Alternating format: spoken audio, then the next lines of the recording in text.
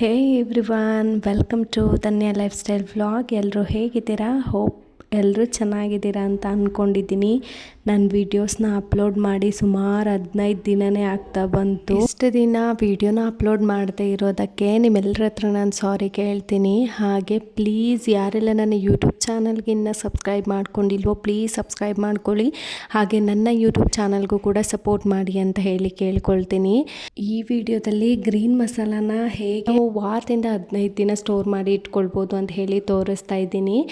1 cut ಆಗುವಷ್ಟು ನಾನು ಕೊತ್ತಂಬರಿ ಸೊಪ್ಪು, ಸ್ವಲ್ಪ ಪುದೀನ, ಖಾರಕ್ಕೆ ತಕ್ಕಷ್ಟು ಹಸಿರು ಮೆಣಸಿನ್ಕಾಯಿ, ಬೆಳ್ಳುಳ್ಳಿ, ಉಪ್ಪು, 1-3 ಟೇಬಲ್ ಸ್ಪೂನ್ ಆಗುವಷ್ಟು ಎಣ್ಣೆ, ಸ್ವಲ್ಪ ನೀರನ್ನು ಹಾಕಿಬಿಟ್ಟು ರುಬ್ಕೊಂಡು ಗ್ಲಾಸ್ ಕಂಟೈನರ್ಗೆ ಹಾಕಿ ಫ್ರಿಜ್ಜಲ್ಲಿ ಆರಾಮಾಗಿ ವಾರದಿಂದ 15 ದಿನ ಆರಾಮಾಗಿ ಸ್ಟೋರ್ ಮಾಡಿ ಇಟ್ಕೊಳ್ಬೋದು. ನಾನಿವತ್ತು ಚಿಕನ್ ಟಿಕ್ಕಾ ಬಿರಿಯಾನಿನ ಹೇಗೆ ಮಾಡೋದು ಅಂತ ಹೇಳಿ ಕೂಡ ತೋರಿಸ್ಕೊಡ್ತಾ ಇದ್ದೀನಿ. 1 ಬೌಲ್ನ ತೊಗೊಂಡು 2 ಟೇಬಲ್ ಸ್ಪೂನ್ ಆಗೋಷ್ಟು ಅಚ್ಚ ಖಾರ ಪುಡಿ, ಸ್ವಲ್ಪ ಅರಿಶಿನ ಪುಡಿ, ಗರಂ ಮಸಾಲ ಮತ್ತು ಕಸೂರಿ ಮೇಥಿ, ಅರ್ಧ ನಿಂಬೆ ರಸನ ಹಾಕ್ಕೊಂಡಿದ್ದೀನಿ. ಇಷ್ಟನ್ನು ಹಾಕ್ಕೊಂಡ್ಬಿಟ್ಟು 3 ಟೇಬಲ್ ಸ್ಪೂನ್ ಆಗೋಷ್ಟು ಎಣ್ಣೆನ ಚೆನ್ನಾಗಿ ಕಾಯಿಸ್ಬಿಟ್ಟು ಹಾಕ್ಕೊಬೇಕು. ಎಣ್ಣೆನ ಹಾಕಿದ ನಂತರ 1 ಸ್ಪೂನಿನ ಸಹಾಯದಿಂದ ನೀಟಾಗಿ ಮಿಕ್ಸ್ ಮಾಡ್ಕೊಳ್ಳಿ. ನೆಕ್ಸ್ಟ್ ಇದಕ್ಕೆ ನಾನು 1 ಟೇಬಲ್ ಸ್ಪೂನ್ ಆಗೋಷ್ಟು ಶುಂಠಿ ಬೆಳ್ಳುಳ್ಳಿ ಪೇಸ್ಟು, 1 ಟೇಬಲ್ ಸ್ಪೂನ್ ಆಗೋಷ್ಟು ಗ್ರೀನ್ ಮಸಾಲಾನ ಹಾಕ್ಕೊಳ್ತಾ ಇದ್ದೀನಿ. ಇಷ್ಟನ್ನು ಹಾಕಿಬಿಟ್ಟು ನೀಟಾಗಿ ಮಿಕ್ಸ್ ಮಾಡಿಕೊಂಡು ತೊಳೆದಿಟ್ಟಿರುವಂಥ ಚಿಕನ್ನ ಇದಕ್ಕೆ ಸೇರಿಸ್ಕೊಂಡು ನೀಟಾಗಿ ಚೆನ್ನಾಗಿ ಮ್ಯಾರಿನೇಟ್ ಮಾಡಿಕೊಂಡು 10 ನಿಮಿಷ ಎತ್ತಿಟ್ಕೊಳ್ಬೇಕು.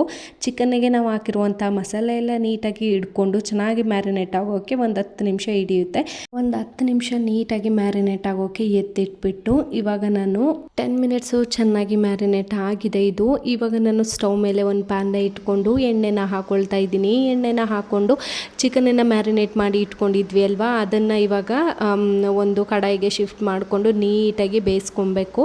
ನಿಮಗೇನಾದ್ರೂ ಈ ಎಣ್ಣೆಯಲ್ಲಿ ಕಬಾಬ್ನ ಕರಿತೀವಿ ನೋಡಿ, ಆ ಥರ ಕರೆದ್ಬಿಟ್ಟು ಮಾಡೋಕ್ಕೆ ಇಷ್ಟ ಆಗುತ್ತೆ ಅಂದರೆ ಆ ಥರನೂ ಕೂಡ ಮಾಡ್ಕೊಳ್ಬೋದು. ನನಗೆ ಈ ಥರ ಮಾಡಲಿಕ್ಕೆ ಇಷ್ಟ, ಅದಕ್ಕೆ ನಾನು ಈ ಥರ ಟ್ರೈ ಮಾಡ್ತಾ ಇದ್ದೀನಿ. ಇವಾಗ ರುಚಿಗೆ ತಕ್ಕಷ್ಟು ಉಪ್ಪನ್ನು ಕೂಡ ಹಾಕಿಬಿಟ್ಟು ನೀಟಾಗಿ ತಿರುಗಿಸ್ಕೊಂಡು ಬೇಯಿಸ್ಕೊಳ್ಬೇಕು. ಸುಮಾರು ಒಂದು 15-20 ನಿಮಿಷ ಚೆನ್ನಾಗಿ ಬೇಯಿಸ್ಕೊಂಡ್ಬಿಟ್ರೆ ಎಣ್ಣೆ ಎಲ್ಲ ನೀಟಾಗಿ ಈ ಥರ ಬಿಟ್ಕೊಂಡು ಚೆನ್ನಾಗಿ ಬೇಯ್ಕೊಳ್ಳುತ್ತೆ. ನೋಡ್ತಾ ಇದ್ದೀರಲ್ವ ನೀವೇ.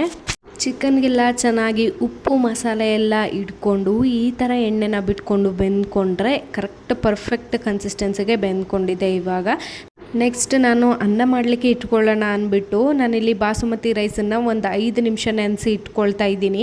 ಅದು ನೆನೆಯೋಷ್ಟೊತ್ತಿಗೆ ನೀರು ಕೂಡ ಕಾದ್ಕೊಂಡು ಬಿಡಲಿ ಅಂದ್ಬಿಟ್ಟು ಒಂದು ಪಾತ್ರೆಗೆ ನೀರನ್ನು ಇಟ್ಕೊಂಡು ಪಲಾವ್ ಸ್ಪೈಸಸ್ಸು, ಸ್ವಲ್ಪ ಕೊತ್ತಂಬರಿ, ಪುದೀನ, ಒಂಚೂರು ಎಣ್ಣೆನ ಹಾಕ್ಕೊಂಡು 2 ಸ್ಲೈಸ್ ನಿಂಬೆಹಣ್ಣನ್ನು ಕೂಡ ಕಟ್ ಮಾಡಿ ಹಾಕ್ಕೊಂಡಿದ್ದೀನಿ.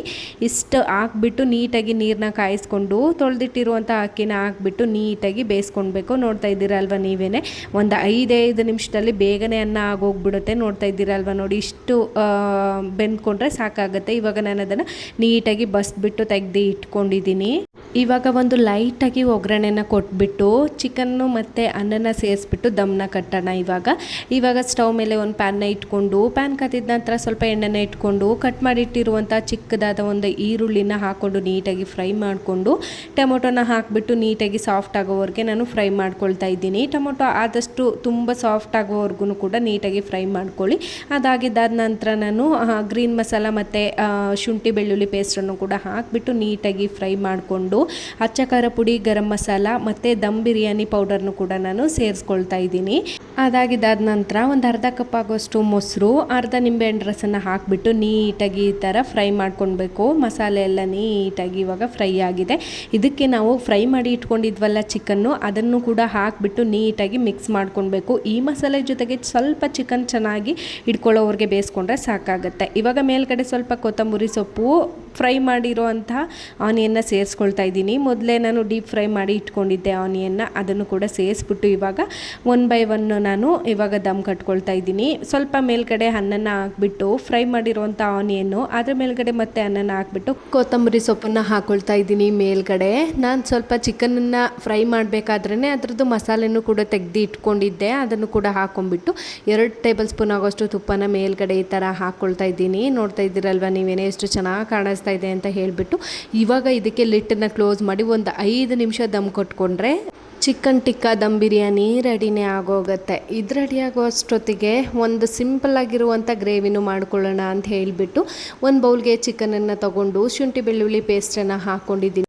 1 ಸ್ಪೂನ್ ಆಗೋಷ್ಟು ಗ್ರೀನ್ ಮಸಾಲ, ರುಚಿಗೆ ತಕ್ಕಷ್ಟು ಉಪ್ಪು, ಅಚ್ಚಕಾರ ಪುಡಿ, ಗರಂ ಮಸಾಲ, ಸ್ವಲ್ಪ ಕೊತ್ತಂಬರಿ ಸೊಪ್ಪು, ಒಂದು ಅರ್ಧ ಹೋಳಾಗೋಷ್ಟು ನಿಂಬೆ ರಸನ ಹಾಕ್ಕೊಂಡು ನೀಟಾಗಿ ಕೈಯಲ್ಲೇ ಈ ಥರ ಮ್ಯಾರಿನೇಟ್ ಮಾಡಿ ಇಟ್ಕೊಳ್ಬೇಕು. ಮ್ಯಾರಿನೇಟ್ ಮಾಡಿರೋದು ಒಂದು 5 ನಿಮಿಷ ನೆನೆಲಿಕ್ಕೆ ಬಿಟ್ಬಿಟ್ಟು ನಾನಿವಾಗ ಬಿರಿಯಾನಿ ರೆಡಿ ಆಗಿದೆಯಾ ಅಂತ ಹೇಳಿ ಚೆಕ್ ಮಾಡಿ ನೋಡ್ಕೊಳ್ತಾ ಇದ್ದೀನಿ. ನೋಡ್ತಾ ಇದ್ದೀರಲ್ವಾ, ತೆಗಿತೀನಿ ನೋಡಿ. ಇವಾಗ ಚಿಕನ್ ಟಿಕ್ಕಾ ದಮ್ ಬಿರಿಯಾನಿ ಎಷ್ಟು ಚೆನ್ನಾಗಿ ಬಂದಿದೆ ಅಂತ ಹೇಳಿಬಿಟ್ಟು ಘಮ ಘಮ ಅಂತ ವಾಸನೆ ಬರ್ತಾ ಇರುತ್ತೆ. ತುಂಬ ಅಂದರೆ ತುಂಬ ಚೆನ್ನಾಗಿರುತ್ತೆ. ಮಸ್ಟಾಗಿ ಒಂದ್ಸತಿ ಟ್ರೈ ಮಾಡಿ. ರೆಸಿಪಿ ಹೇಗೆ ಬಂದಿತ್ತು ಅಂತ ಹೇಳಿ ಕಾಮೆಂಟ್ ಹಾಕೋಕ್ಕೆ ಮರಿಬೇಡಿ. ನೋಡ್ತಾ ಇದ್ದೀರಲ್ವಾ ಎಷ್ಟು ಕಲರ್ಫುಲ್ಲಾಗಿ ಎಷ್ಟು ಉದ್ರುದ್ರಾಗಿ ಬಂದಿದೆ ಅಂತ ಹೇಳಿಬಿಟ್ಟು ತುಂಬ ಅಂದರೆ ತುಂಬಾ ಚೆನ್ನಾಗಿ ಬಂದಿತ್ತು. ಇವಾಗ ಬೇಗ ಗ್ರೇವಿನೂ ರೆಡಿ ಮಾಡ್ಕೊಳ್ಳೋಣ ಅಂತ ಹೇಳಿಬಿಟ್ಟು ಒಂದು ಪ್ಯಾನ್ನ ಇಟ್ಕೊಂಡು ಎಣ್ಣೆ ಹಾಕ್ಕೊಂಡು, ಎಣ್ಣೆ ಕಾದ ನಂತರ ಈರುಳ್ಳಿನ ಹಾಕ್ಕೊಂಡು ಸ್ವಲ್ಪ ಮಸಾಲನೂ ಕೂಡ ಸೇರಿಸ್ಕೊಳ್ತಾ ಇದ್ದೀನಿ. ಅದಾದ ನಂತರ ನಾನು 1 ಟೊಮೊಟೊನ ರುಬ್ಬಿಟ್ಟು ಸೇರಿಸ್ಕೊಳ್ತಾ ಇದ್ದೀನಿ. ಅರ್ಧ ಕಪ್ ಆಗೋಷ್ಟು ಮೊಸರನ್ನ ಸೇರಿಸ್ಕೊಂಡು ನೀಟಾಗಿ ಮಿಕ್ಸ್ ಮಾಡ್ಕೊಳ್ಬೇಕು.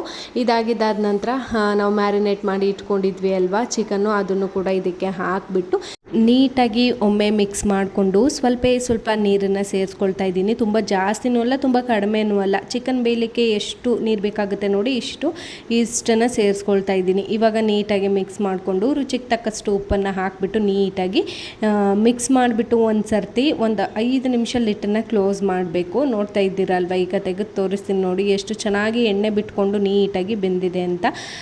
ಚಿಕನ್ ಬೆಂದಿದೆಯಾ ಇಲ್ವಾ ಅಂತ ಚೆಕ್ ಮಾಡ್ಕೊಳ್ಳಿ ಒಂದು ಸರ್ತಿ. ಬೆಂದಿಲ್ಲ ಅಂದರೆ ಇನ್ನೊಂದು 5 ನಿಮಿಷ ನೀವು ಬೇಕಾದರೆ ಬೇಯಿಸ್ಕೊಳ್ಬೋದು. ಅದಾಗಿದ್ದಾದ ನಂತರ ಮೇಲ್ಗಡೆ ಕೊತ್ತಂಬರಿ ಸೊಪ್ಪು ಮತ್ತು ಹಸಿರು ಮೆಣಸಿನ್ಕಾಯಿನ ಉದುರಿಸ್ಕೊಂಡ್ಬಿಟ್ರೆ ಚಿಕನ್ ಗ್ರೇವಿ ರೆಡಿನೇ ಆಗೋಗ್ಬಿಡುತ್ತೆ. ತುಂಬ ಅಂದರೆ ತುಂಬ ಟೇಸ್ಟಿಯಾಗಿ ಬಂದಿತ್ತು ಎರಡೂ ಕೂಡ. ಇವಾಗ ನಾವು ಸರ್ವ್ ಮಾಡ್ಕೊಳ್ಳೋಣ. ಫಸ್ಟ್ ಟೈಮ್ ಈ ಥರ ಚಿಕನ್ ಟಿಕ್ಕಾ ದಮ್ ಬಿರಿಯಾನಿನ ಟ್ರೈ ಮಾಡಿದ್ದು. ತುಂಬ ಅಂದರೆ ತುಂಬಾ ಚೆನ್ನಾಗಿ ಬಂದಿತ್ತು ಅಂತ ಹೇಳ್ಬೋದು. ಇವಾಗ ನಾನು ಮಾಡಿಟ್ಟಿರುವಂಥ ಚಿಕನ್ ದಮ್ ಬಿರಿಯಾನಿ ಮತ್ತು ಗ್ರೇವಿ, ಸ್ವಲ್ಪ ಈರುಳ್ಳಿ ಮತ್ತು ಸೌತೆಕಾಯಿ ಎಲ್ಲನೂ ಹಾಕಿಬಿಟ್ಟು ನೀಟಾಗಿ ಸರ್ವ್ ಮಾಡ್ಕೊಳ್ತಾ ಇದ್ದೀನಿ. ಟೇಸ್ಟ್ ವೈಸ್ ಅಂತೂ ತುಂಬ ಅಂದರೆ ತುಂಬಾ ಚೆನ್ನಾಗಿ ಬಂದಿತ್ತು. ನಿಮಗೂ ಏನಾದರೂ ಈ ವಿಡಿಯೋ ಇಷ್ಟ ಆಗಿತ್ತು ಅಂದರೆ ಪ್ಲೀಸ್ ವಿಡಿಯೋಗೆ ಲೈಕ್ ಮಾಡಿ, ಶೇರ್ ಮಾಡಿ, ಕಾಮೆಂಟ್ ಮಾಡಿ, ಸಬ್ಸ್ಕ್ರೈಬ್ ಮಾಡಿ. ಸಿಗ್ತೀನಿ ನೆಕ್ಸ್ಟ್ ವಿಡಿಯೋದಲ್ಲಿ. ಅಲ್ಲಿವರೆಗೂ keep watching, keep supporting, take care, bye ಬಾಯ್.